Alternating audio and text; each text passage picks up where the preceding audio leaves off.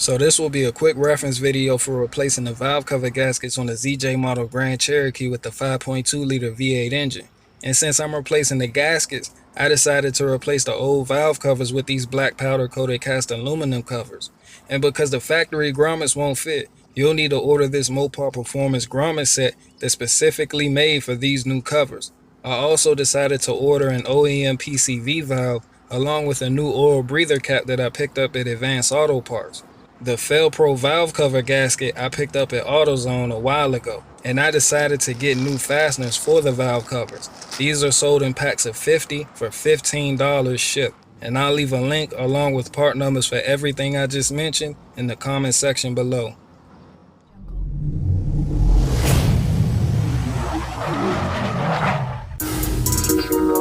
Rocking the stupid dope mix. The first step is disconnecting the negative battery cable, and I'm starting with the driver's side valve cover first. So this air hat has to come off the throttle body, and I'm using a 13/16 socket for removal.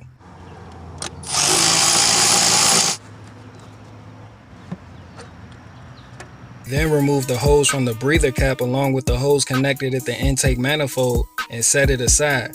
The heater hose coming from the water pump is connected at the valve cover with an 11mm nut, so you'll need to remove that along with any spark plug wire retainers that are attached to the valve cover studs.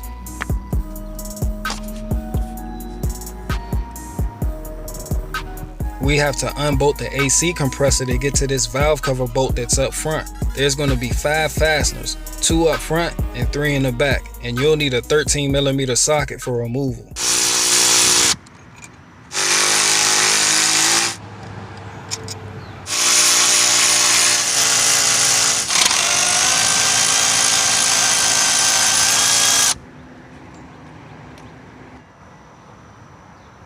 And now we can slide the AC compressor forward enough to reach this valve cover fastener. And I'm using this cheap compressor to blow away some of the loose dirt before I get started.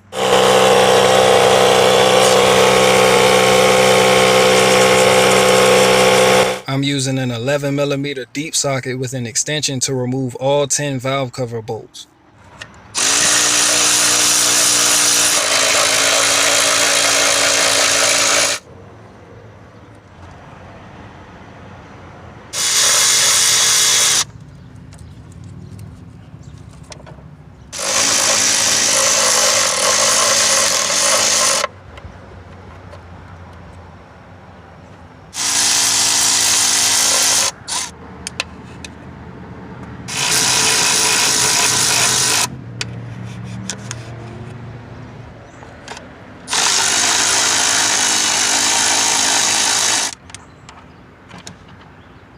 The valve cover stud all the way in the back has a clip on it that attaches it to the fuel line. This made it hard for me to remove the nut because I couldn't get my socket on there good. So I used a hammer and a flathead screwdriver to bend it back a little.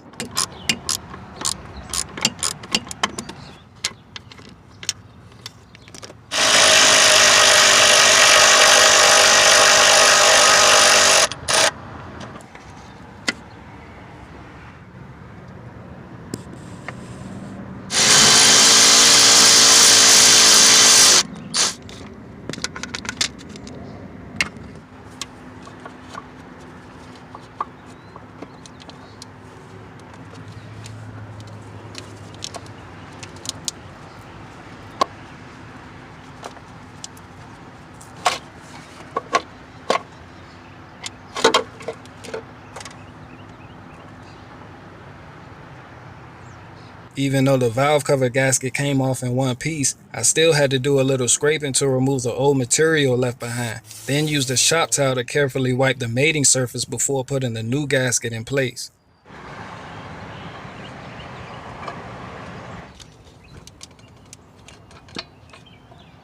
A few people were worried about these valve covers being able to fit with the AC compressor, so to answer that question, it's close, but they do fit without any issues, and I'm using the new fasteners that require a 10mm socket for installation.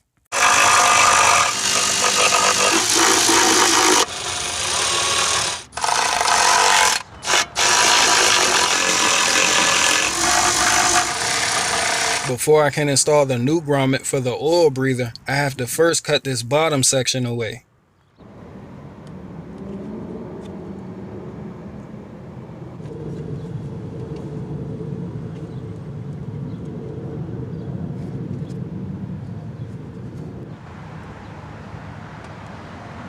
Moving on to the passenger side, we need to remove the PCV hose from the intake manifold, and I'm using a panel trim removal tool for those stubborn wire retainers.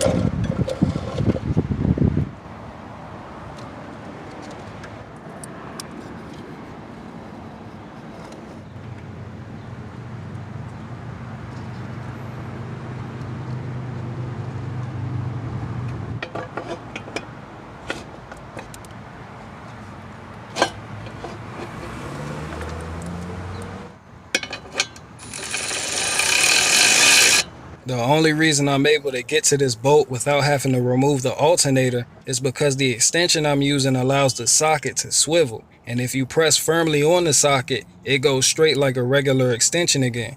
I think this is helpful, so I'll leave a link to this product in the description below. Also important to note, when tightening the bolt towards the back, I found it easier to pull this connector away from the tab so you have more room.